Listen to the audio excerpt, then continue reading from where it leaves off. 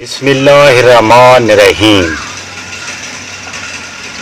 इमाम अली अलैहिस्सलाम ने फरमाया, जब अल्लाह ताला से कोई हाजत तलब करो तो पहले रसूल अल्लाह सल्लल्लाहु अलैहि वसल्लम पर दरूद भेजो, फिर अपनी हाजत मांगो, क्योंकि खुदावंद आलम उससे बुलंदतर है कि उससे दो हाजतें तलब की जाएं और वो एक पूरी कर दे और एक रोक दे।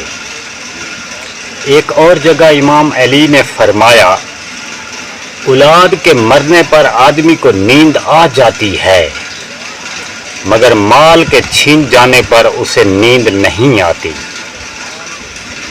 सैयद रिजवी फरमाते हैं कि इसका मतलब ये है कि इंसान औलाद के लिए मरने पर सब्र कर लेता है, मगर माल के छीन जाने पर सब्र नहीं करता।